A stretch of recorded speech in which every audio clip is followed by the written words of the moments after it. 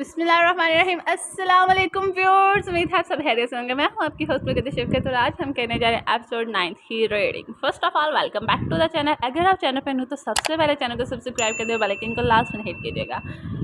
Novel name कल्ब-ए-ज़र अज़ कलम, Urdu novel से आर्शिव एमी राइट्स। शुरू करने से पहले मैं कुछ कहना चाहती हूँ आज के अगर जिन्होंने अभी तक सब्सक्राइब नहीं ना करा प्लीज़ काइंडली जल्दी से जल्दी सब्सक्राइब करो और यार एपिसोड को ज़्यादा से ज़्यादा लाइक कमेंट एंड शेयर किया करो। और हाँ, एक डिसीजन किया है हमने, आपसे पूछना चाहते हैं कि क्या दिन में 2 एपिसोड दिया करें, इनके पार्ट 1 सुबह में और पार्ट 2 इवनिंग में दिया करें और उसके बाद वो पार्ट 25 मिनट्स की एपिसोड हुआ करेगी। अगर आप लोग एग्री करते हो ना तो ऐसे कर लेते हैं, वरना डेली की एक ही एपिसोड आया करेगी, वो भी शाम को। जैसे आप कहेंगे वैसा कर लेंगे, कमेंट बॉक्स में ज़रूर बताइएगा। और शुरू करते हैं आज के एपिसोड बिना देरी किए, क्योंकि आज होने वाले धमाके पे धमाका, क्योंकि इशाल ने सच बताना है जोनी से मोहब्बत का या सारा कुछ। तो शुरू करते हैं आज के एपिसोड को। ईमान के साथ क्या आने वाला है, ईमान क्या रिएक्ट करेगी, देखने के लिए हमारे साथ रहिएगा एंड तक। बिलाज ने तैश में आगे बढ़ते एक ही झटके में इशाल को बाजू से पकड़ते अपने मुकाबले खड़ा किया था। क्या ये सच है इशाल? बिलाज ने दांत पिसते गुस्से से भरपूर अंदाज में इसे देखते पूछा। भाई, इशाल से बोला नहीं जा रहा था। बिलाज की कहर बरसाती नज़रों से इशाल के रोंगटे खड़े हुए थे। बकवास नहीं इशाल, सीधा सीधा जवाब चाहिए मुझे, हाँ या ना। वह गर्दार आवाज़ में दहाड़ता इशाल के जबड़े को सख्ती से जकड़ चुका था। हाँ, ये सच है भाई कि मैं जोनी से मोहब्बत करती हूँ, मैं इसकी बीवी हूँ, एक एक लफ्ज़ सच है। इशाल ने आंसू भरी आवाज़ में बमुश्किल कहा तो बिलाज की गिरफ्त यकदम इशाल के जबड़े पर ढीली पड़ी थी। कह दो इशाल के जो कुछ मैंने सुना है वो गलत था।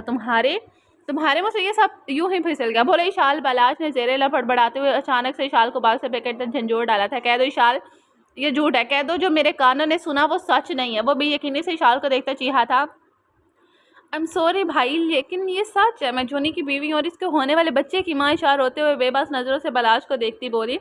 अभी इसके बाद मुकम्मल होती कि बिलाज ने उल्टे हाथ का थप्पड़ पूरी शिद्दत से इशाल के मुंह पे दे मारा था। बेगैरत, बेशरम, बेहया लड़की, तुम्हें ज़रा सी भी शर्म नहीं आई ये सब करते हुए? हाँ, बिलाज का गुस्सा आसमान को छू रहा था। वो पूरे इश्तियाल में इशाल पर चीहा था। तुमने एक बार भी मेरे बारे में या मामा के बारे में नहीं सोचा? अरे अगर हमारा नहीं तो कम से कम अपने मरे हुए बाप का ही ख्याल कर लेते। इनकी इज्जत को रुसवा करके रख दिया तुमने। बड़ी महफिल में मुझे जलील करवा दिया, किसी को मुंह दिखाने के काबिल नहीं छोड़ा। बिलाज आपे से बाहर होता पूरी कुव्वे से इशाल पर दहाड़ा था। इसकी आवाज़ लरसने लगी थी। इससे गुस्सा नहीं आता था। वो बहुत ठंडे मिजाज का शख्स था। आज तक इसने किसी पर भी ऐसे गुस्सा में नहीं देखा था, मगर आज वो गुस्से की आखिरी हाथ को छू रहा था। इसे इस वक्त अपने गिर्द गिर्द कोई होश ना थी। वो तमाम मेहमानों के नज़रअंदाज करता आवाज़ से बुलंद इशाल पर चलाई जा रहा था। इशाल, आज तुमने मेरा मान तोड़ दिया। मैंने तुम्हें आज़ादी दी, अपनी मर्ज़ी से ज़िंदगी गुजारने दी, कभी भी तुम पर रोक टोक नहीं की, कोई पाबंदी नहीं लगाई। और तुमने क्या किया? मेरे यकीन का खून कर दिया। पता है क्या, ये सारी गलती मेरी है। मैं ना अपनी बहन को संभाल सका और ना ही एक अच्छा भाई बनकर इसकी तरबियत कर पाया। बिलाज की आवाज़ में शिद्दत जब से भरा गई थी। इसका दिल चाह रहा था कि वो इशाल का गला घोटते, मगर वो बेबस था ऐसा करने में। नहीं भाई, मुझे माफ़ कर दे प्लीज़, ऐसा नहीं करें। आप बहुत अच्छे हैं। अपने भाई को सबके सामने जिल्लत का सामना करते देखकर शर्मिंदगी और नदामत ने इसे जकड़ लिया था। वो नज़रें झुकाए मुसल से रोई जा रही थी। इशाल, सिर्फ एक बार तुम मुझे कहा होता कि तुम्हें ये शख्स पसंद है, अल्लाह की कसम मैं इसी वक्त तुम्हारे से रिश्ता तय कर देता, मगर ये ना करती। तुमने जो किया है वो ना काबिल माफ़िया। तुमने मेरा मान तोड़ दिया और अब मुझे इस बात पर पछतावा है कि मैंने तुम पर भरोसा किया। बिलाज बेबसी से इसे देख रहा था। इसकी आंखों में आंसू भर आए थे। उसकी प्यारी बहन ने बड़ी महफिल में इसकी इज्जत की धज्जियाँ बखेर दी थी। भाई, मैं आपको बताना चाहती थी, मामा को भी बताना चाहती थी, मगर मामा ने मेरी बात ही नहीं सुनी। इशाल ने रोते हुए बिलाज का हाथ थामने की कोशिश की, मगर बिलाज ने गुस्से में से झटक दिया था, जैसे इसके लम्ब से भी नफरत हो। मत छुओ मुझे इशाल, बिलाज ने सख्ती से कहा। इसकी आंखों में गुस्से और मायूसी का समंदर मौजूद था। चली जाओ यहाँ से, इससे पहले कि मैं कुछ बहुत बुरा कर डालूँ। मेरा सबर जवाब दे रहा है, यहाँ से चली जाओ। आज के बाद तुम मेरे लिए मर गई हो, ज़िंदगी में कभी मेरे सामने मत आना। बिलाज ने सख्ती से हाथ से इशारे से इसे बाहर का रास्ता दिखाते नजरें मोड़ ली थी। मुझे माफ़ कर दीजिएगा भाई, मैं ये सब नहीं चाहती थी। इशाल ने एक आखिरी आंसू भरी नज़र बिलाज पर डाली और फिर मुड़कर सब घर वालों को देखा। मामा, मुझे माफ़ कर दीजिएगा। काश अगर आप इस दिन मेरी बात सुन लेती तो आज ये नौबत ना आती। इशाल के मुखातिब करने पर फराह बेगम ने मलामत भरी नज़रों से इसे देखते चेहरा मोड़ लिया। मैं बाकी सबसे भी शर्मिंदा हूँ, हो सके तो मुझे माफ़ कर दीजिएगा मामू नानो प्लीज़। इशाल ने खुद को मजबूत करते हुए अपने गाल से बहते आंसू साफ किए और छोटे छोटे कदम उठाती पास खड़े बिलाज को क्रॉस करती स्टेज से नीचे उतर गई थी। इसका रुख अब उमर की जानिब था, जो इस वजह से सकते की हालत में खड़ा किसी गैर मई नुक्ते को देखे जा रहा था। वो अपनी जगह से एक इंच भी नहीं हिला था। उमर मुझे माफ़ करना, मगर मैं सच कहूँगी मेरा और तुम्हारा कोई जोड़ नहीं था, और ना ही तुम मेरे साथ खुश थे। सिर्फ हानि के लिए तुमने इतनी बड़ी कुर्बानी दी, ये मैं जानती हूँ। शाल पूरे एतमाद के साथ उमर के सामने खड़ी हो रही थी, और जब उमर ने इसे नज़र उठा के देखा तो वो मुस्कुरा दिया। ऐसे ना देखो मुझे, अभी भी वक्त है। उमर उसके पास जाओ, उससे बताओ कि तुम उसे दिल से अपनी बीवी कबूल कर चुके हो। तुम्हारी नज़रें हर पल इसे ढूंढती हैं। इसकी कही बात पर उमर को हैरत हुई थी। वो शशदर सा इसे देखने लगा था। वो तो उमर को देखती नम आंखों के साथ भरपूर मुस्कुराई थी। पागल, मोहब्बत को बहुत करीब से देख चुकी हूँ मैं। तुम्हारी अभी शुरुआत है, अभी तुम्हें समझ नहीं आएगी, मगर मैं ऐसा इस सब से गुजर चुकी हूँ। जानती हूँ क्या होती है ये मोहब्बत नामी बला, और कैसे महसूस की जाती है। इशाल ने एक मुस्कुराती नज़र जुन्नी पर डाली, जिसे इशाल की बातों की समझ तो नहीं आ रही थी, मगर वो फिर भी मुस्कुरा रहा था। उमर, इस बात को तस्लीम कर लो कि ईमान तुम्हारे दिल में जगह बना चुके हैं। मैं तुम्हारी आंखों में उसके लिए फ़िक्र देखी है, तुम्हें मालूम नहीं, लेकिन वो तुम्हारे हिसाबों पर पूरे हक से छा चुकी है। अरे मेरे पास इस बात का सबूत है। उस दिन मॉल में जब तुम मेरे साथ शादी की शॉपिंग के लिए गए थे, तुमने मुझे सिर्फ 3 बार मुखातिब किया, और 3 बार मुझे इशाल की जगह ईमान कह के पुकारा। और हैरानकुन बात यह है कि तुम्हें खुद भी पता नहीं चला। इशाल के कही बात पर उमर चौंका था। इसकी आंखों में हैरत की झलक उमड़ी थी। उमर, तुम बहुत खुशकिस्मत हो कि तुम्हें ईमान मिल गया। देर मत करो, इस कदर करो इस केस से पहले कि वो टूट कर बिखर जाए। इसे समेट लो। मैंने इस पगले की हालत देखी, अगर इसे तुम ना मिले तो वो शायद कल तक वाकई मर जाए। लौट जाओ उमर, अपने असल की जानिब लौट जाओ। उसे तुम्हारे लिए बनाया गया और तुम्हें उसके लिए।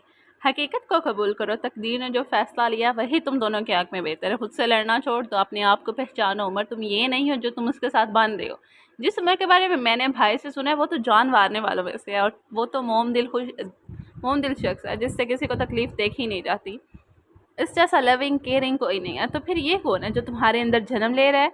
सोचना ज़रूर। मुझे उम्मीद है आप तुम मज़ीद देर नहीं करोगे। वो उमर को हैरान और परेशान छोड़ती एक बार फिर बलाज की तरफ मुड़ी थी। इशाल ने बलाज के हाथ को ज़बरदस्ती अपने हाथों में थामा और उसे नसब भर कर देखने लगी। मुझे माफ़ कीजिएगा भाई, अगर कुछ ना सही तो ये सोच कर ही माफ़ कर दीजिएगा कि अगर आज मैं यहाँ से ना जाती तो ईमान अपनी उम्र को खो देती।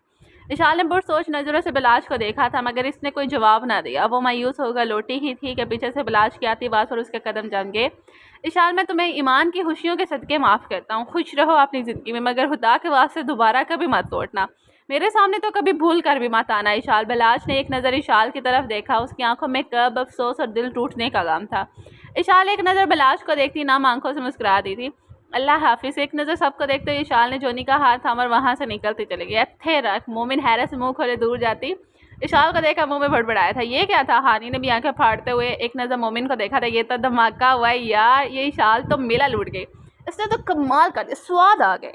मोमिन ने दांत निकालते हुए हानी को देखा, कहा शर्म कर लो भाई, इसमें हंसने वाली कौन सी बात है? हानी ने झिड़कते हुए मोमिन को घूरते कहा, तो रोने वाली कौन सी बात है? खुशी की खबर है भाई, मेरा तो भंगड़ा डालने को दिल जा रहा है। लेकिन अभी भरपूर मुस्कुराते चेहरे के साथ हानी को देखा था। तुम लोगों का दिमाग खराब हो गया? भाई की हालत देखो यार, हमें इनके पास जाना चाहिए। देखो ना, हानी ने साकत खड़े उमर की तरफ इशारा करते हुए कहा, जो बुत बने खड़ा था। ना बहन, हमें माफ़ कर, तुम शौक से जाओ, हमें बिफरे शेर के मुंह में हाथ डालने का कोई शौक नहीं है। मोमी ने मुंह चढ़ाते हुए हानी को अजीब नज़रों से देखा था। चाचू, मुझे लगता है 14 अगस्त पर लाया गया बाजा आज काम आने वाला है। अहमद ने दांत निकालते मोमिन को शरारती नज़रों से देखा था, तो वो भी इसकी बात समझते ही थे, आंख मार गया था। सब घर वाले वहीं बैठे उमर को देख रहे थे, जिसके वजूद में कोई भी जिम्बिश नहीं हो रही थी। जबकि मेहमान सारे तमाशे से भरपूर लुत्फ़अंदोज़ होते अब अपने घरों को चल दिए थे। सारा लान खाली हो चुका था। अब वहाँ सिर्फ घर के अफराद मौजूद थे, जो अपनी जगहों पर ही जमे बैठे थे। उमर, ईमान तुम्हारे दिल में जगह बना चुका है। मैंने तुम्हारी आंखों में उसके लिए फ़िक्र देखी। उमर के दिमाग में अचानक इशाल के अल्फाज गूंजे तो वह एक झटके से होश की दुनिया में लौटा था। सुर्ख होती आंखों से उसने मुड़कर स्टेज पर बैठी अपनी फैमिली को देखा, जो सब उसे ही देख रहे थे। उमर ने उन सब पर एक तेज़ निगाह डाली और फिर लंबे लंबे डाक बत्ता तेज़ी से वहाँ से निकलता चला गया। मामू जान, मैं बहुत शर्मिंदा हूँ आपसे, मुझे माफ़ कीजिएगा। बलाज ने नज़रें जगाते हुए कमाल साहब के सामने हाथ जोड़ दिए, जिन्हें फ़ौरन ही उन्होंने अपने हाथों में थामे नीचे किया। बलाज, बेटा क्या कर रहे हो? ये नहीं करते बेटा। कमाल साहब ने ऐसे प्यार से कहते गले लगाए, मगर मामू जान, जो हुआ वो नहीं होना चाहिए था। वो अब भी शर्मिंदा था। बलाज, क्या तुम ईमान के लिए खुश नहीं हो? कमाल साहब ने बलाज की बात को नज़रअंदाज करते हुए अपना सवाल पूछा, तो बलाज ने चौंक कर नज़रें उठाई थी।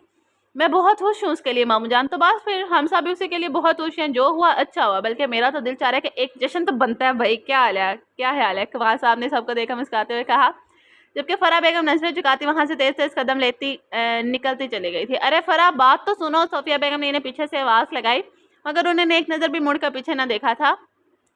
सोफिया, जाने दो इसे, तुम ज़रा हलवा तो डाल दो, मैं मुंह मीठा कर लूँ। बीजान ने फ़रा को जाते देखकर इत्मीनान भरे लहजे में सोफिया बेगम से कहा, तो वह हैरत से आंखें फाड़े इन्हें देखने। बीजान, शुगर है आपको?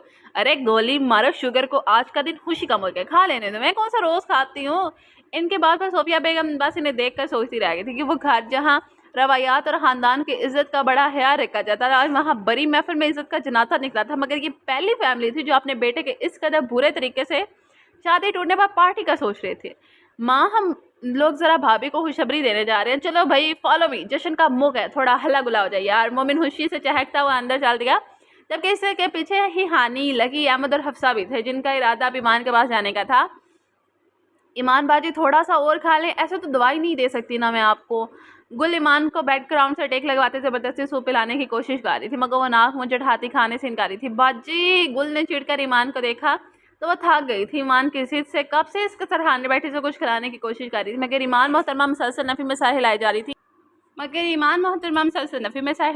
थी। बाजी खा लें, इतना सद बुखार है आपको, देखें रिंगर पीली पड़ गई, आपकी बड़ी बीबी आकर मुझे डांटेंगी फिर अगर आपने कुछ ना खाया तो। गुल प्लीज़, मेरा बिल्कुल भी दिल नहीं चाह रहा खाने को। ईमान ने हाथ से सूप के प्याले को फिर से पीछे धकेल दिया। इतने में इनके कमरे का दरवाज़ा खुला था और एकदम से शोर बरपा हुआ था। सबसे आगे लकी था, जिसके हाथ में बड़ा सा बाजा था जो वो ज़ोरों शोर से बजाया जा रहा था। इसके पीछे ही हानी, अहमद, हफ्सा और मोमिन थे, जो सारे भंगड़ा डालते हुए कमरे में दाखिल हुए थे। पू पू, अरे बाजी जी मुबारका, हानी आगे बढ़ते ईमान के गले लगा के, जबकि ईमान मुंह खोले हैरत से गंग चेहरा लिए इन जुबों को देखे जा रही थी, जो बाजे के पू पू के साथ भंगड़ा डाल रहे थे। क्या मतलब, कैसी मुबारक जी? गुल ने भी सवालिया नज़रों से हानी को देखा था। अरे अरे, मैं बताता हूँ ना, लकी रानी चंद इशार पेश करने जा रहा हूँ, भाभी के लिए बाजे की सुरताल तैयार कर ले। मम्मी ने लकी की हिदायत दी, जिस पर वो फ़ौरन से सार हिलाता। बाजा फिर से मुंह में भर गया था। तो अर्ज़ क्या है बाजी के तो अर्ज़ क्या है भाभी जी के आगे भी बोले ना चाचू। अहमद इसे के करता देखकर चिढ़कर बोला था। भाभी जी, अर्ज़ किया है, तेरा पिया वापस आया ओ लालनी, पू पू, वो दूजी शादी रुकी है ओ लालनी, पू पू, हुण खुशियाँ मनाओ भाभी ओ लालनी, पू पू के तेरा मियाँ तेरा होया ओ लाली। मम्मी ने सुर के साथ गाते अच्छे हाथ से गाने का कबाड़ा गा दिया था और साथ ही साथ झूम भी रहा था, जबकि लकी ने बाजा बजाने की ड्यूटी संभाल रखी थी और बाकी बच्चे भी साथ साथ तालियां बजा रहे थे। क्या मतलब, मैं समझी ही नहीं। मोमिन का गाया गाना ईमान के सर के ऊपर से गुजरा था, इसीलिए वो अभी भी इन सबको होंगों की तरह आंखें फाड़े देखी जा रही थी। ओ पाजी, ओ पापी जी, मैं दसना वाना की मतलब। लकी बाजा मुंह से निकालता छलांग लगा कर बेड पर ईमान के सामने आलती पालती मार के बैठ गया था। ईमान अभी से सवालिया नज़रों से देखे जा रही थी, इसे इन सब की बातों की रत्ती भर भी समझ नहीं आ रही थी। यही हाल गुल का भी था। भाभी जी, हुआ कुछ यूं कि जो नई दुल्हन आई थी ना, वो तो पहले से ही ब्याही निकली। लकी की इतनी सी बात पर इन सब का कहका गूंजा था, जबकि गुल और ईमान हैरत से एक दूसरे को देखने लगी। इन्हें अभी भी समझ नहीं आई थी। ओहो, मेरी मासूम सी भाभी हैं भाई, पीछे हटो तुम लोग, मैं समझाता हूँ आपको। मोमिन आगे बढ़ता बेड पर लकी के बराबर बैठ गया। बाकी सब भी आहिस्ता आहिस्ता ईमान पर बेड पर ईमान के गिर्द घेरा डालकर बैठ गए थे। बात कुछ ये है कि आपकी ना होने वाली सोतन इशार पहले से किसी से कनाडा में निकाह करके आई थी और आज रुखसती के बाद इसके हीरो ने दबंग इंटरव्यू दे मारी और मैडम इसके साथ ये जा वो जा, मतलब वो किसी के निकाह में थी पहले से। जी, ईमान ने जब निगाहों से सबको एक नज़र देखा तो इन सब ने यकसबान जी बोला था। तो फिर अब ईमान के चेहरे पर मजीद परेशानी उमड़ी थी। अब क्या गई जहाँ से आई थी। मोमिन ने हाथ से जहाज़ बनाते हवा में उड़ाते मुंह को घोल गया था। ओ बीजान, और बीजान, गुल ने मोमिन का देखते हैरानी से सवाल किया। अरे बीजान, वो तो नीचे बैठ कर इशाल के रुखसत होने की खुशी में मज़े से हलवा खा रही हैं, यानी रुखसती नहीं हुई। गुल ने पूरा मुंह खोलते हानि को सवालिया नज़रों से देखा था, इसकी आंखों में बेयकीनी थी। हुई ना रुखसती। जूनी की शाल के साथ अहमद ने मोमिन के हाथ पर पंजा लगाते कहा तो वो सब फिर से खलकर हंसे थे। और उमर, ईमान ने परेशानी से मोमिन को देखा, वो भी अपनी गाड़ी लेकर इकलौते रुखसत। हा हा ईमान, मोमिन शरारती सा मुस्कुराते बोला था, कसम से बॉबी क्या सीन था, मज़ा आ गया। तुम लोगों ने इन्हें रोका नहीं, अकेले नहीं जाना देना चाहिए था। ईमान ने हानि को देखते सताबी कैफियत में कहा था। इसे अब खुशी की जगह उमर की फिक्र हो रही थी। भाभी, हमें किसी पागल कुत्ते ने थोड़ी ना काटा जो हम इनके पास चाहते। एवं ही आप भैंस मुझे मार, लकी ने मुझे चढ़ाते कहा तो मोमिन ने इसके साथ पर चपड़ लगाई थी। बेवकूफ़, आप भैल मुझे मार होता है, पर कसम में भाई मुझे इस वक्त गेंडा लग रहे थे। बुरी बात, मोमिन बड़ों का ऐसे नहीं कहते, भाइयाँ वो आपके। ईमान ने मोमिन को गेंडा वाली बात पर डांटा था। ओके सॉरी भाभी, वैसे भाभी अब ना आपने भाई को माफ़ नहीं करना, आप इससे कहें कि आपको इनके साथ नहीं रहना, छोड़ दें आपको। हानि ने संजीदा और ईमान का देखकर कहा था। बिल्कुल सही कह रही है हानि भाभी, आपको ऐसे मत को छोड़ देना चाहिए, जैसे ठोकर लगे तो याद आए, वरना तो वो आप अपनी तरफ से शादी कर चुके थे, नहीं तो किस्मत ने मार मारी। मोमी ने भी हानि की हाँ में हाँ मिलाते अपना मौक़िफ़ दिया था। ओए ये किस किस्म की उल्टी पट्टियाँ तुम लोग पढ़ाई से पढ़ा रहे हो? हाँ, अना मेरी साहब की बातें दरवाजे में ही सुनती बोली थी, हम लोग कौन सी गलत बात कर रहे हैं। आप अगर भाई ईमान भाभी के साथ रहने को तैयार हो जाएं तो इसका क्या मतलब है, भाभी की भी सेल्फ रिस्पेक्ट है, पहले दुत्कार दी आप कबूल कर लेंगे। ये क्या बात हुई बेला? तुम चुप करो। मोमिन को मुसलसल जिस बातें करते देखकर अनम ने इसके कंधे पर पुरजोर से थप्पड़ मारा था। हाय जालिम भाभी, फौजी तो फौजी, उनकी बीवी का भी हाथ अच्छा खासा भारी है। मोमिन जानबूझकर अपना कंधा पकड़ कर बैठ गया था, हालांकि इसे इतनी लगी नहीं थी जितनी वो शक्लें बिगाड़ रहा था। इस सब को छोड़ो ईमान, मेरी जान मेरी बात गौर से सुनो। अनम ने संजीदा होते ईमान के दोनों हाथ अपने हाथों में लेते हुए प्यार से कहा, जो अभी अभी बाहर की शिद्दत से तप रहे थे। ईमान अब अनम के चेहरे को बगौर देखने लगी। कहते हैं सुबह का भूला शाम को लौट आए तो इसे भूला हुआ नहीं कहते। अगर उमर तुम्हारी तरफ कदम बढ़ाए तो इसे हाली मत लौटाना, बेशक इसे माफ़ न करना, लेकिन उम्मीद दे कर बेचना, ताकि इसका ध्यान हमेशा तुम्हारी तरफ रहे। और आप सबसे किसने कहा कि वो शाल के जाने से मेरी तरफ लौट आएंगे? वो तो इसके आने से पहले भी मेरे नहीं थे। ईमान ने मायूसी भरी नज़र से सबको देखते हुए नज़रें झुकाई। इसकी आंखें फिर से भरने लगी थी। ईमान, वो तब से तुम्हारा है जब से तुमने अपने सारे हकूक उसके नाम किया, महसूस करो। अनम ने इसे समझाने की कोशिश की, तो क्या भाभी मेरी कोई इज्जत नफ्स नहीं? जब चाहा अपना लिया, जब चाहा ठुकरा दिया। वो तो इशाल के साथ ज़िंदगी गुजारने को तैयार हो गए थे ना। ईमान जज्बाती होते हुए कदरे बुलंद आवाज़ में बोली। इसकी बात पर अनम मुस्कुराई थी, और अगर मैं कहूँ कि वो इशाल में भी ईमान को तलाश रहा था तो मतलब ईमान का अनम की बात समझ नहीं आई थी, जबकि अनम इसे देखते हुए भरपूर मुस्कुरा दी थी। मैं तो फ़ौरन से भागा चलाया, मेरी डार्लिंग बुलाए और मैं ना हूँ, ऐसा हो सकता है? जोनी शौक होता है अंग्रेज़ी ज़बान में बोला से इशाल से बोला था, जिस पर इशाल ने घूर कर देखा। शुक्र है कि तुम आ गए, वरना मैं तो समझ रही थी कि लेट हो जाएगा एज़ यूजुअल। वो दोनों एक गाड़ी में सवार थे। कुछ देर में इनकी दुबई की फ़्लाइट थी और अब वो एयरपोर्ट के रास्तों पर रवा थे। लेकिन मुझे एक बात समझ नहीं आई, इसने इशाल के सालिया नज़र से देखा, ये तुमने इमरजेंसी में नकली प्रेगनेंसी की रिपोर्ट क्यों बनवाई? इसके बाद पर इशाल मानी है जिसे मुस्कुराई थी। बस ज़रूरी था, क्योंकि सिर्फ हमारी शादी से काम नहीं चलना था, मामा ने ज़बरदस्ती तलाक करवा देनी थी, इसलिए जाली रिपोर्ट बनवाना पड़ी।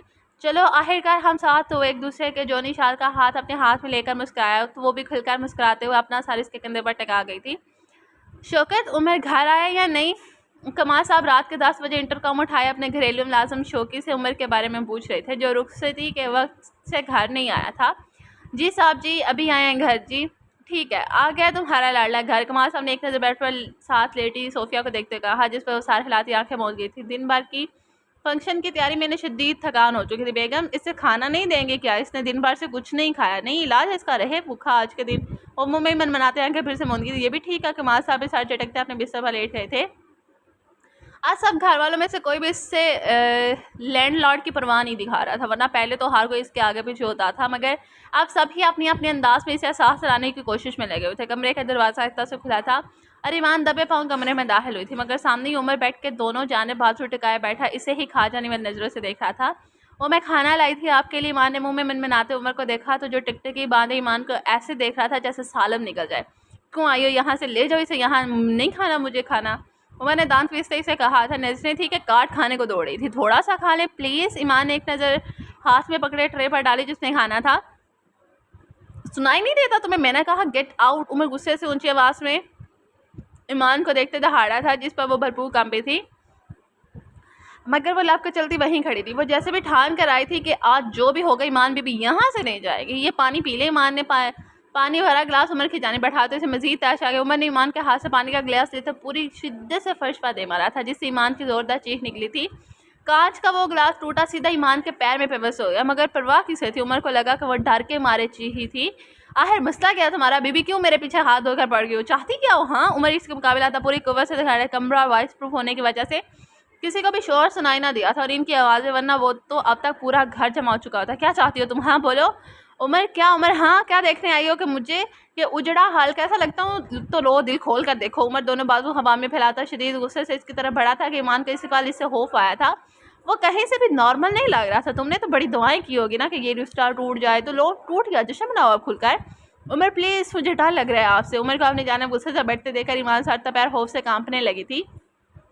इसके सोर पड़ते गुस्से से भरी लाल आंखें जिनमें चिंगारियां भड़क रही थी, आग बगोला चेहरा और ऊपर से इसका इस अंदाज में चीखना ईमान को मजीद खौफजदा कर गया था। डर तुम्हें मुझसे इतना ही डर लगता है तो क्यों नहीं छोड़ जाती मेरी जान, तुम क्यों नहीं जाती हो। ज़िंदगी खराब कर दिया तुमने मेरी, जब से मेरी ज़िंदगी में ज़बरदस्ती घुसी हो, कुछ भी नॉर्मल नहीं रहा मेरी लाइफ में। वो शदीद गुस्से से भंगाता ईमान को दीवार के साथ लगाता, इसके दोनों जानिब बाजू टका गया था, मगर इसकी मरने वाली बात पर ईमान को भी गुस्सा आ गया था। वो इससे इतना तंग आ गया था कि मरने के लिए कह रहा था छोड़ जाऊंगी आपकी जान, मार जाऊंगी, मगर तब जब आप मुझे देखकर क्या करेंगे, आपका दिल मुझे देखकर धड़का करेगा, तब मार जाऊंगी। जब आपको मेरी आदत हो जाएगी तब आप मुझे पुकारेंगे, फिर पुकारेंगे भी ना तो फिर भी आपकी आवाज़ नहीं सुनोगे, तब छोड़कर जाऊंगी आपको, जब आपकी सबसे बड़ी कमज़ोरी मैं होंगी। तब तक आपको मुझे बर्दाश्त करना होगा हर हाल में। ईमान एकदम से गुस्से में आती उमर के गिरबान को दोनों हाथों से पकड़कर भरपूर चीखी थी। इसकी आवाज़ कांपने लगी थी, मगर न जाने इसमें इतनी हिम्मत कहाँ से आई थी कि वो उमर को गिरबान से पकड़कर पीछे को गलती बेड पर लाके गिरा चुकी थी। और उमर दम साधे पहली बार इसके गुस्से को देख रहा था। इसका अपना गुस्सा तो एकदम से जाके तरह बैठ गया। वो सिर्फ ईमान के कहे अल्फाजों में उलझा गया था। उमर को शिद्दत से एहसास होता है कि वो गुस्से में किस कदर शदीद गलत बात इस ईमान से कह गया था, जो इसे कभी भी नहीं कहनी थी। वो ये नहीं कहना चाहता था, ये सब गैर इरादी तौर पे हुआ था। अब वो दोनों खामोशी से एक दूसरे की आंखों में देखे जा रहे थे। उमर बेड पर टांगे नीचे को लटकाए बैठा था और इसके मुकाबले ईमान बिल्कुल सामने इसके फर्श पर खड़ी थी। उमर का गिरबान अभी भी ईमान के हाथ में था। आई एम सॉरी, मुझे ये नहीं कहना था। उमर की आंखों में गुस्से की जगह एकदम से नमी उतरी थी। वो इतना कहता ईमान से अपना कॉलर छुड़वाता कमरे से बाहर निकलता चला गया, जबकि ईमान पीछे वहीं बेड पर बैठी फूट फूट कर रोने लगी थी। हिम्मत नहीं हारूंगी बस, आप सिर्फ और सिर्फ मेरे हैं, जानती हूँ मैं बस हकीकत को एक्सेप्ट नहीं कर पा रही हूँ। मैं इसमें आपका पूरा साथ दूंगी जो भी हो जाए। ईमान मुँह ही मुँह में बड़बड़ाती फिर से रोने लगी थी। दर्द की बढ़ती शिद्दत से इसे अपने पैर की जानिब देखा, जहाँ से खून की धारियाँ मुसलसल बहती सफ़ेद ज़मीन को लाल कर चुकी थी और पैर की ऊपरी जानिब का कांच का बड़ा सा टुकड़ा बेबस था। बेध्यानी में वो उमर की तरफ लपकी थी, मगर इसी पल कुछ कांच के टुकड़े इसके पैर के निचले हिस्से में भी खुप चुके थे। इसी बात दर्द की शिद्दत दोगुनी हो गई थी।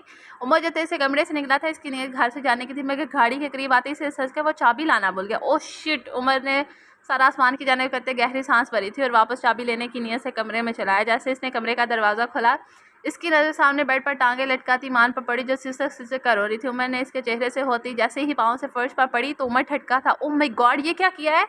वो बुलंद आवाज़ में बोलता है कि जिसमें इस तक पहुंचा था, इधर दिखाओ मुझे।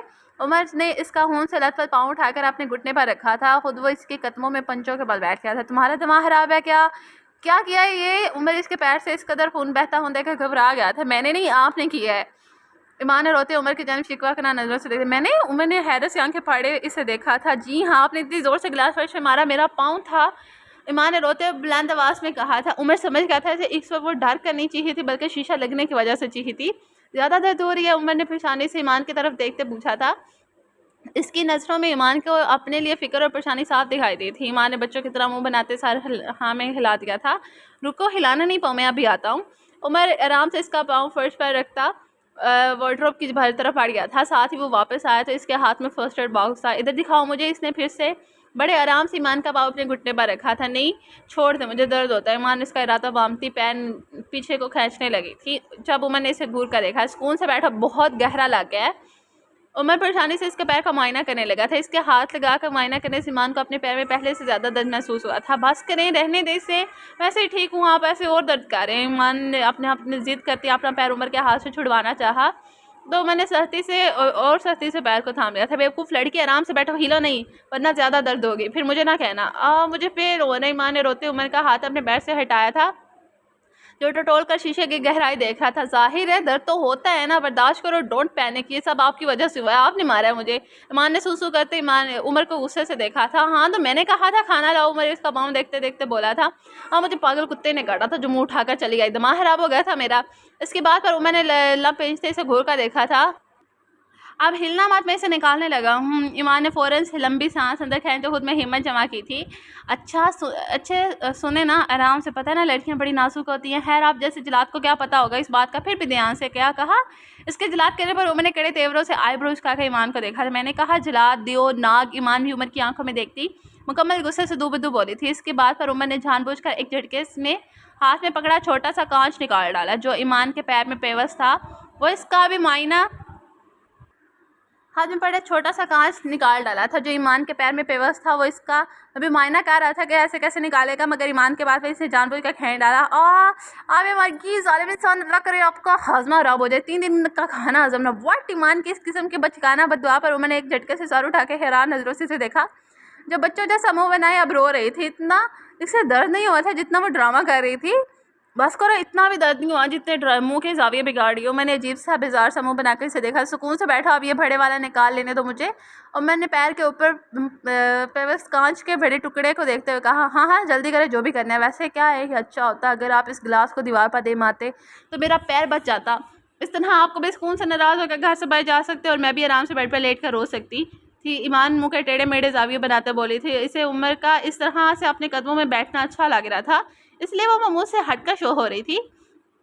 उमर ने इसकी बात पर एक नज़र उठा के से देखा, फिर साथ झटकता दोबारा से शीशा निकालने में मसरूफ़ हो गया था। क्या चीज़ है ये लड़की, बस इतने में ही खुश हो गई। उमर ने दिल ही दिल में सोचा भी था, वो भी समझ चुका था कि ईमान इसके इस तरह से केयर करने की वजह से ऐसी बातें कर रही थी, जबकि अमूमन वो ऐसी नहीं थी।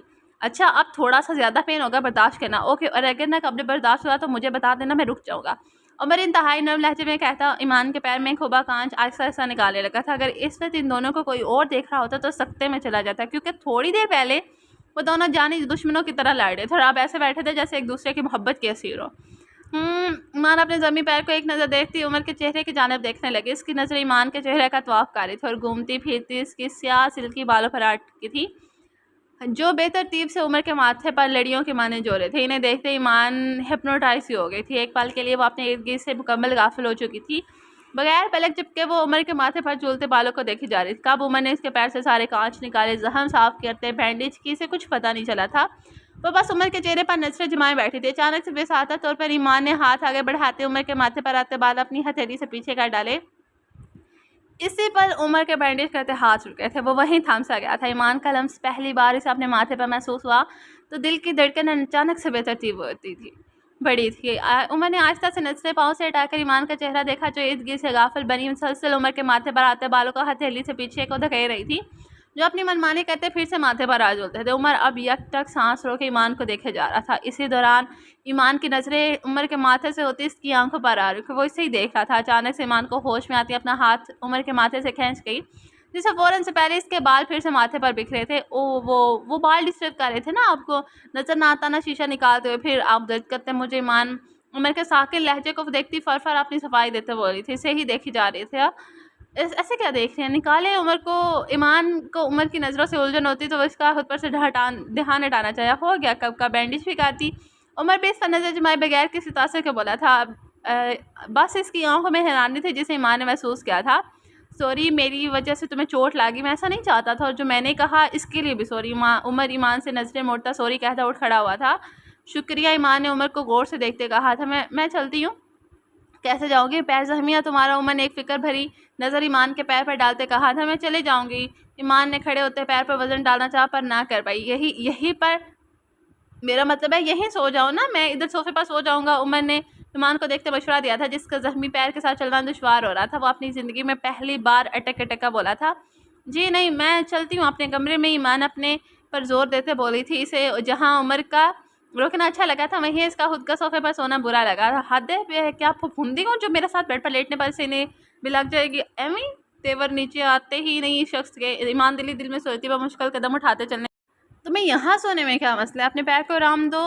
अर्जी बैंडेज किया मैंने, कल डॉक्टर को दिखाना पड़ेगा। अगर इस पर वजन डालोगे तो जख्म ज़्यादा ख़राब हो जाएगा। उमर ने इसे समझाना चाहा, मगर इसे क्या मालूम वही ईमान अहमद है, जब अपनी पे आ जाती तो अगले को तिगनी का नाच नचा डालती थी। जी है, मुझे यहाँ सोने से मसला। आपको पता है इस कमरे में ना एक दियो रहता है, बड़ा ही डरावना है, इसे देखकर सोना नामुमकिन है। अल्लाह ही बचाए ऐसे बदबलाओं से। ईमान आराम से उमर को देव बोलती फिर से पैर घसीटती चले ले। रुको मैं छोड़ आता हूँ। उमर इसकी बातों पर सरता भागा रह गया था।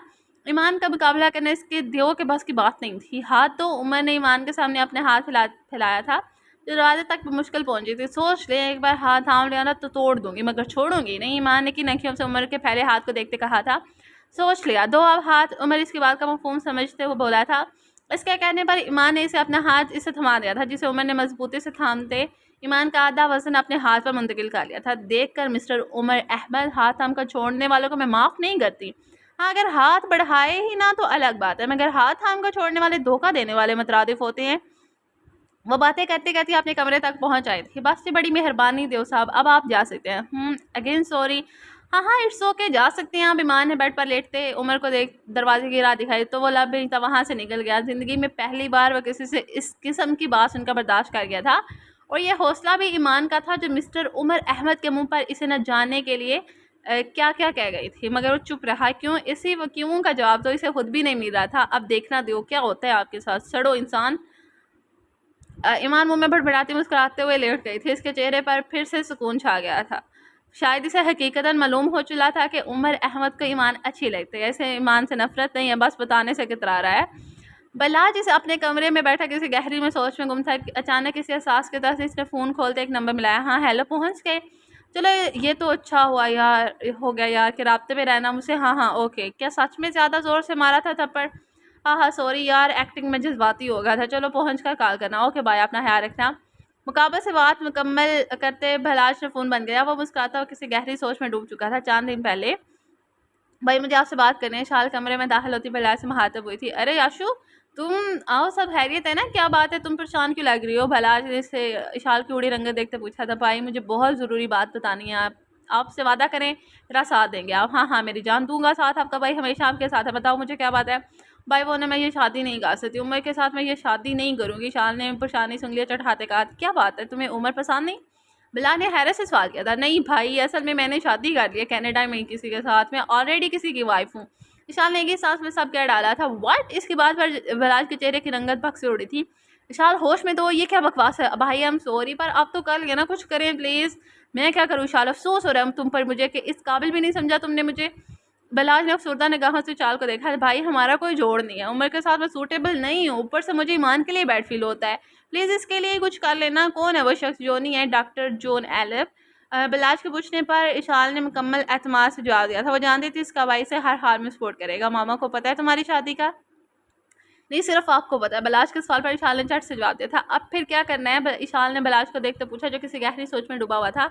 शादी के त्याग कर उन्हें कहा होगा। भाई पर ऐसे कैसे हो सकता है? इसके बाद पर इशाल को शौक लगा था, जिस पर बलाज ने से सारा प्लान समझाया। देखो इशाल, तुमने बहुत बुरी सिचुएशन में डाल दिया यार। मैं उमर से एक बार बात करूँगा, अगर इसने रिश्ते के लिए इनकार कर दिया तो मसला हल हो जाएगा, और अगर ना किया तो। बिलाज की बात को काटते इशाले पर शाली से पूछा था। फिर सुनो, तुम निकाह करोगी आराम से, और जिससे निकाह किया इसे बुलाओ और इसे कहना आते हुए एक फेक प्रेगनेंसी रिपोर्ट बनवा कर लाए, और तुम दोनों का निकाह नाम आवे। मगर भाई रिपोर्ट क्यों, वो भी फेक? इशाल ने हैरानी से बिलाज को देखा था। देखो इशाल, निकाह तड़वाया जा सकता है, मामा कुछ भी कर सकते हैं, इसलिए हमें मजबूत काम करना होगा ताकि तुम्हें रखने का सोचे भी ना, खास तौर पर उम्र। हम समझ गई, तो मैं बात करती हूँ। इसलिए इशाल ने सारे प्लान में हामी भर ली थी।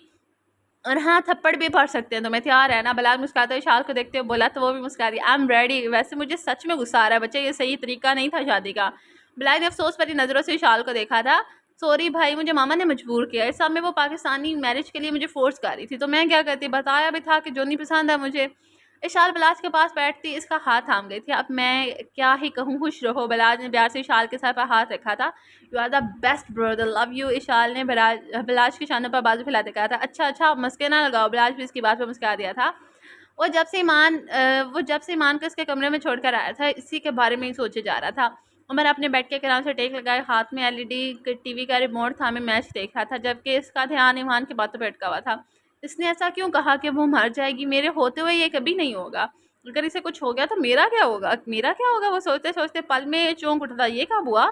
उमर खुद के ही ख्याल को सोचता जेरेला बड़बड़ाता खुद से ही बातें करने लगा। तो क्या मुझे वो अच्छी लगने लगी? तो क्या नौबत यहाँ तक आ गया कि अगर इससे कुछ हुआ तो मैं ये सोचूंगा कि मेरा क्या होगा? लेकिन क्यों? शायद ये चाल ठीक कहती है, मुझे खुद समझ नहीं आ रहा कि मैं इसे पसंद करने लगा। अगर ये मेरा वहम हुआ या खामख्याली हुई तो इसका हाथ आम का फिर छोड़ नहीं पाऊंगा। इसके साथ ज्यादती होगी। उमर खुद से ही बातें कर रहे थे। इंसान की कदर हो जाती है बेटा, मगर तब तक वक्त निकल जाता है। इसे खुद तक रसाई दो उमर, तुम्हें खुद ही समझ आ जाएगी कि तुम उसके लिए क्या महसूस करते हो। कुछ पल इसे खुद को मनवाने का मौका तो दो, ताकि तुम खुद को पहचान पाओ, तुम्हें पता चले कि तुम इसे लेकर किस मकाम पर हो। उमर को सोफिया बेगम के अल्फाज याद है। जब वो ईमान को इसके कमरे में छोड़कर वापस आया था, तो रास्ते में वो उसे खड़ी मुस्कुराती हुई मिली थी। तभी उन्होंने उमर को समझाने की कोशिश की थी, अगर मुझे उससे मोहब्बत नहीं भी है ना, तो फिर भी वो मेरी बीवी है, मुझे इसका ख्याल रखना चाहिए। वैसे भी कम से कम मेरा दिल ये तो मानते हैं ना कि मुझे उससे नफरत नहीं। उमर को सोते हुआ तेजी से बिस्तर से नीचे उतरा, कमरे से निकल गया। इसका रूह अब ईमान के कमरे की जानब। फिर टिक टिक उमर ने दरवाजे पर दस्तक दी, मगर कोई जवाब मसूल ना हुआ, तो वो खुद ही अंदर दाखिल हो गया। 2 घंटे पहले वो ईमान को इसके कमरे में छोड़ कर गया था, अब उसे वापस ले जाने की नीयत से फिर उसके कमरे में आ गया था। वो पूरे इत्मीनान कदमों से चलता हुआ ईमान के करीब बैठ के पास जा खड़ा हुआ था, उठो मैं तुमसे बात कर रहा हूँ, उठो मेरे साथ कमरे में चलो मैं तुम्हें लेने आया हूँ। और मैंने यह ज़बान सब कहते इसे उठाना चाहा मगर ईमान के वजूद में कोई जिम्बिश ना हुए थे। देखो मैं जानता हूँ तुम जाग रही हो, शराफत से उठ कर मेरे साथ चलो। मैंने इसे फिर से आवाज़ लगाई और इस बार इसकी आवाज़ कदर ऊंची थी मगर ईमान फिर भी नहीं उठी थी। ईमान उठो, मैंने बमुश्किल इसे नाम लेकर पुकारा था। जब से ज़िंदगी के इस सफ़र में इनकी मुलाकात हुई थी मैंने पहली बार इसे नाम लेकर मुखातिब किया था। इसका नाम लबों पर आते ही उमर का दिल ज़ोरों से शोर मचाता धड़कने लगा था। तुझे क्या हो गया? तू तो चुप कर जा। उमर अपने दिल पर हाथ रखता इसे ऐसे डांट लगा रहा था जैसे वो अब भी इसका हुक्म बजा लाता मुकम्मल खामोशी तैयार कर जाएगा, मगर ऐसा ना हुआ था। उल्टा उमर के बेचैनी में मजीद इजाफा हुआ था। देखो शराफत से उठ जाओ, मैं जानता हूँ तुम जाग रही हो, ड्रामे ना करो। उमर ने एक बार फिर इसे पुकारा था मगर इस बार नाम लेने से ग्रेस किया था। ईमान उठो। उमर इसे हिलता न देख तंग हुआ था। अचानक से इसने ईमान को हाथ से पकड़ कर हिला डाला था। साथ ही इसने जिस फुर्ती से ईमान का हाथ थामा था इसी रफ्तार से यकदम छोड़ दिया था। वो करंट खा के पीछे था। ईमान का जिस्म आग की माने ताप रहा था। इससे फिर से शदीद बहार हो चुका था और शायद वो बहार के बाद गहरी गनूदगी में था। ओह माय गॉड, इसे तो बहुत तेज़ बहार है। उमर ने एक बार फिर से ईमान का पेट पर पड़ा बेखिस हरकत हाथ अपने मजबूत हाथों में लेते इसकी नज़र टटोड़ी जो मुनासिब सी जा रही थी। उमर की जान में जान आई थी। शुक्र है नस तो ठीक है। ईमान उठो। ईमान तुम ठीक हो? होश में आओ। उमर परेशानी से इस पर झुकता इसका ये पुरहिद्दत गाल झपकते होश में लाने लगा मगर इससे होश नहीं आई थी। इसने कुछ सोचते एक झटके में से ईमान को अपने मजबूत तवाना बाहों में भरा सर कमरे की जाने चाल दिया। अपने कमरे में आते ही इसने ईमान को आहिस्ता से बेड पर लेटाते इसका कंफर्टर डाला था और खुद इसी परेशानी से एक नज़र देखते लब को चलते कमरे में टहलने लगे। इसे ज़िंदगी में पहली बार ऐसी सिचुएशन का सामना करना पड़ा था कि वो एक लड़की को ख़राब तबीयत में संभालने की कोशिश कर रहा था। इसे कुछ भी समझ नहीं आ रही थी कि क्या करे। अचानक से किसी ख्याल के तहत इसने फ़ोन उठाया। बिलाज को कॉल काटी जो दूसरी बेल पर उठा ली थी। हाँ यार, बहुत रात के इस वक्त कॉल कर रहा है, हैरियत है ना? बिलाज ने बोझल होती आंखों को बमुश्किल खोलते बारी आवाज़ में पूछा। यकीनन वो इस वक्त सो रहा था। नहीं, मुझे एक बात तो बता यार। मैंने परेशानी से ईमान को तपते माथे को छूते बिलाज से कहा। पूछ। लड़कियों को बाहर कैसे उतारते हैं? उमर ने हाथ की उंगलियों से अपना माथा मसलते पूछा था। कौन सा वाला बहार? लड़कियों को तो दो तरह का बहार होता है, तुम कौन से वाले बहार की बात कर रहे हो? भलाज ने आंखें बंद के ही नींद गनूदगी में कहा था। ये दो तरह वाला कौन सा होता है? मैं तो हाई टेम्परेचर वाले की बात कर रहा हूँ। उमर ने हैरत भरे लहजे में बिलाज से पूछा। तो मेरा भाई, दोनों सूरतों में टेम्परेचर हाई ही होता है। बिलाज ने अपनी तरफ से दोनों बहार की पक्की निशानी बताई। दफ़ा हो जा तू, मैं खुद ही कुछ कर लेता हूँ। उमर को इसी बोंगी बातों की ज़रा भी समझ नहीं आई थी। इसने गुस्से से फ़ोन बंद करते फिर से ईमान को उठाने की कोशिश की थी। उमर का दिल ईमान के हाले देखा बैठा जा रहा था। बेसाता तौर पर इसे ईमान की कही बात याद आई थी। मैं मर जाऊंगी, आप आवाज़ भी देंगे तब भी नहीं सुनूंगी। इसकी कही बात से हमें आती हुई उमर फ़ौरन से ईमान के सराहने बैठा था। ईमान आंखें खोलो यार, क्या हो गया? होश करो प्लीज़। उमर फिक्रमंदी से इसे पका रहा था। अच्छा खासा झंझोड़ने के बाद ईमान ने मुश्किल सुर होती आंखें खोलकर उमर को देखा था जो इसी पर झुका परेशानी से इसे देखा। पानी? ईमान के मुँह से बमुश्किल एक लफ्ज़ अदा। हाँ हाँ मैं देता हूँ, शुक्र है इसे होश तो आया। उमर इसकी बात को सुनता झट से पास पड़ी साइड टेबल से जाग उठाता पानी गिलास में डेलने लगा था। पानी डालने के बाद उमर ने बड़ी मुश्किल से ईमान को सहारा देते खुद बैठ ग्राउंड से टेक लगाई और फिर अपने साथ ईमान की पुष्ट टिका के इसे थामते हुए उठाया था। उमर ने एक हाथ इसका पेट के गिर डालते से सहारा दिया था जबकि दूसरे हाथ से पानी का गिलास इसके मुंह से लगाया था। ईमान ने मुश्किल से 2 घूंट भरते चेहरा उमर के गोद में बैठे बैठे इसके सीने से टिका दिया था। ईमान के इस तरह अपने साथ लगने पर ठटका था। इसकी शिद्दत से तत्ते चेहरे से उमर को अपना सीना छलता महसूस हुआ था। जहाँ पर वो सर रखा है फिर से गनूदगी में जाने लगी थी। उमर ने पानी का गिलास साइड टेबल पर रखते इसे ठीक करके अपनी गोद में लेटाया था। अब उमर बैक ग्राउंड से टेक लगा कर बैठा था और ईमान इसके सीने से सर टिका इसकी दोनों टांगों के बीच में लेटी फिर से गनूदगी में जा चुकी थी। ईमान, उमर ने इसे प्यार से चोट लहजे में पुकारा था। इसका ये लहजा अगर ईमान होश में सुन लगती तो खुशी से भंगड़े डालने लग जाती, मगर इस वक्त तो इसे खुद की कोई होश ना था। उमर ने आहिस्ता से इसके चेहरे से बाल हटाकर इसे देखा था जो सुर्ख पड़ते चेहरे के साथ उमर के सीने में मुंह दिया बहार से करा रही थी। उमर ने एक बार पूर्ण निगाह नज़र इसे देखते कंफर्टर ठीक करते दोनों पर दिया था और फिर बैठे बैठे आंखें मोड़ दी थी। कुछ देर ऐसे ही लेटे रहने के बाद ईमान के गिराने की आवाज़ में शिद्दत आ गई थी। इसका जिस्म बहार की वजह से कांपने लगा था। ईमान की ज़्यादा बिगड़ती हालत को देखते ही उमर ने फिर से फ़ोन उठा के बुलाया और वो नंबर डॉक्टर बानी का था जो इनके फैमिली डॉक्टर थे। ओके नाज़रीन, हमारी आज की एपिसोड होती है यहाँ पे एंड। होपफुली आपको एपिसोड पसंद आएगा, होपफुली आपको नावल पसंद आएगा, होपफुली आप स्टोरी को एंजॉय कर रहे होंगे। तो चलें फिर आज के एपिसोड को एंजॉय करें। और अब मैं उन सबको थैंक यू कहना चाहिए जिन्होंने कल कमेंट्स किए। कल लास्ट एपिसोड में उन लोगों ने कमेंट्स किए और वो बहुत ज़्यादा मेरे लिए ना वैल्यूएबल थे। उन सबका थैंक्स जिन लोगों ने कमेंट्स किए। नाम उनके शॉर्ट लिस्ट में गा रही हूँ, यानी कि आप लोग फिर देख लीजिएगा ना। एक बिलाल है, समरीन है, मैविश है, उसके बाद 2-3 यूज़र आईडीज़ हैं, अलीज़ा है और और कौन है? हाँ, कुछ यूज़र आईडीज़ हैं जिनकी, और कुछ नए लोग हैं, कुछ एक अबू बकर हैं, उनका भी थैंक्स। आप सब लोगों का थैंक्स, आप लोगों का शुक्रिया, बिकॉज़ आप लोग उर्दू नॉवेल्स आर्चिव फैमिली हो। आप लोग भी यार बताते हो कि हम लोगों को नावल अच्छा लग रहा है, तो हमें और मज़ा आता है पोस्ट करने पे, और मज़ा आता है लिखने में, और मज़ा आता है आप लोगों को पढ़ के सुनाने में। तो काइंडली फॉलो करें। अगर आपको एपिसोड पसंद आए तो लाइक, कमेंट एंड शेयर ज़रूर बताइएगा, और अगर आप चैनल पे नहीं तो सबसे पहले चैनल को सब्सक्राइब करें। मिलते हैं नेक्स्ट एपिसोड के साथ, तब तक के लिए अपना ख्याल रखेगा। अल्लाह हाफ़िज़।